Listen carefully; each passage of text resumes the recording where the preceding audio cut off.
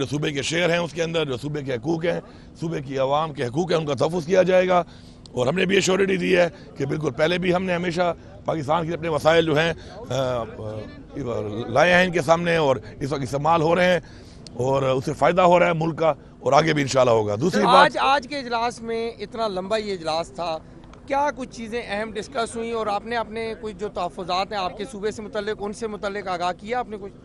جی بالکل کیا، اس لیے تو آئے تھے یہاں پہ، اپنے نمائندگی کرنے ہی آئے تھے۔ اس میں کچھ چیزیں تھی ایسی کہ جو ایک پلان میں تھی فیڈرل گورنمنٹ کے کہ وہ ہمارے فاٹا اور پاٹا کے اوپر ٹیکس لگائیں گے، تو اس میں میں نے انہیں بتایا کہ یہ ممکن نہیں ہے ہمارے لیے، کیونکہ ہمارے لوگ آلریڈی جو ہیں وہ لا اینڈ آرڈر کی وجہ سے اور حالات کی وجہ سے ہمیں جانی مالی نقصان بھی ہوا ہے، ہماری افواج کو بھی ہوا، ہماری پولیس کا بھی ہوا، ہماری عوام کا بھی ہوا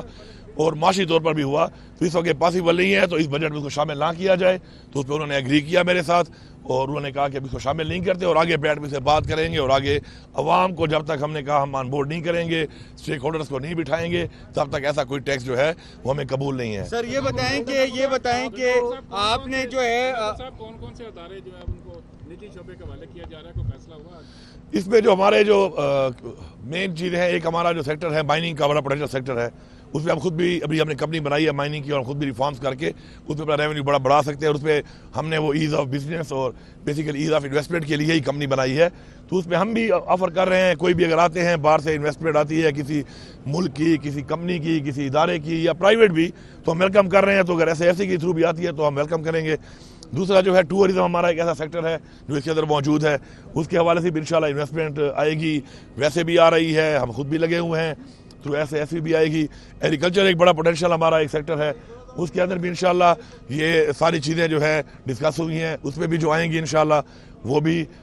مجھے امید ہے کہ صوبے کے جو ہمارے فوڈ سیکورٹی کے مسائل ہیں اس میں بھی وہ کردار ادا کریں گے، اور پاکستان کے لیے بھی کریں گے، اور ریونیو بھی آئے گا صوبے کو بھی اور پاکستان کو بھی۔ وفاق سے پہلے اور ہائیڈل جو ہے وہ بھی ظاہری بات ہے، اس وقت بھی آپ کو پتہ ہے سب سے سستی بجلی ہم ہی دے رہے ہیں، ہم مزید بجلی اپنی خود بھی بنا رہے ہیں، اور مزید اگر کوئی پروجیکٹ ایسے آتے ہیں بجلی کے، اور ہم چاہتے ہی ہیں کہ ہم اس کو ٹرانسمیشن لائن کے تھرو اپنی انڈسٹری کی طرف جائیں، اور ہمارا اپنا جو پلان بنا ہے، اور ہمارے جو ابھی ریسنٹ جو ہمارے کچھ کمپلیٹ ہونے والے ہیں کچھ پروجیکٹس انشاءاللہ کو ہم نے فل فنڈ کر دیا ہے، جو ہمارے شیئر کا پیسہ تھا، تو اس کو ہم انشاءاللہ رشکئی میں جا کے ہم اپنا انڈسٹریل اسٹیٹ بنائیں گے، اور اس پہ ہم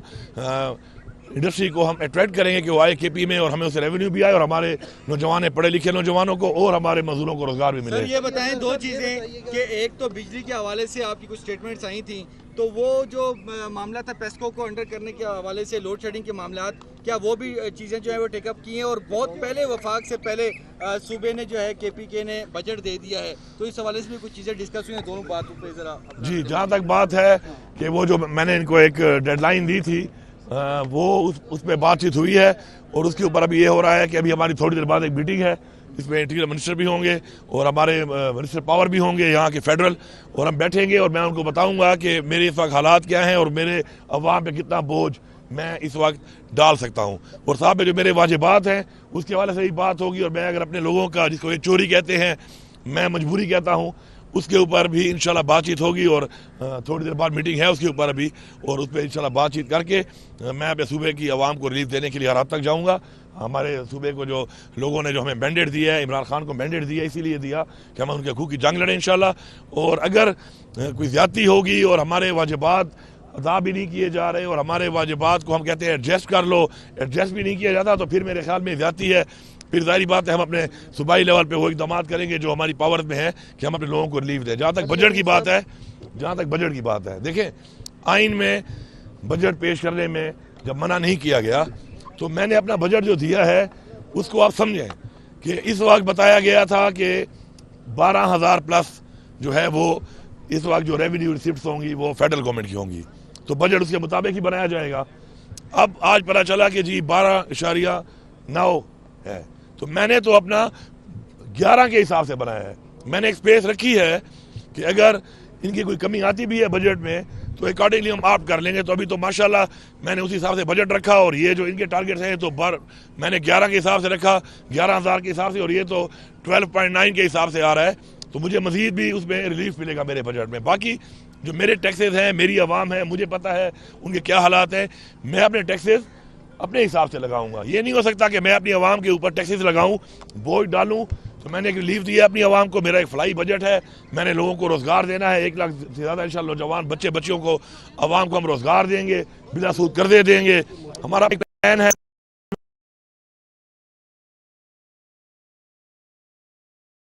ہم ان سب پہ کام کریں گے. تو ہم نے اپنا جو بجٹ دیا ہے اس کا کوئی سے تعلق نہیں ہے کہ جو کل سے میں سن رہا ہوں کہ جی ہم نے کوئی غلط کام کیا. یہ ہمارا آئینی حق تھا, آئینی حق کے مطابق ہماری تیاری مکمل تھی, ہم نے کر لیا ہے اس کو. اور انشاءاللہ ہمارا بہترین بجٹ ہے, اور انشاءاللہ ہمارے بجٹ میں ہم نے جو عوام کو ریلیف دیا ہے ہمیں اس پہ خوشی ہے. ہماری عوام کا حق بنتا تھا, اور انشاءاللہ ہم اس پہ قائم رہیں گے. علی امین صاحب, آپ کو مدعو نہیں کیا گیا, جو آفیشیل نوٹیفیکیشن تھا, تینوں چیف منسٹرز کو بلایا. آپ کہیں SIFC کے راستے میں رکاوٹ تو نہیں ہے؟ کیونکہ جو SIFC ہے پورے ملک کی نمائندگی کر رہی ہے, اس میں ہر اہم عہدیدار ہے, لیکن آپ کو باقاعدہ طور پہ نہیں بلایا گیا تھا. کیا وجہ ہے اس کی؟ اب دیکھیں, ایک بات تھی کہ مجھے پہلے نہیں بلایا گیا تھا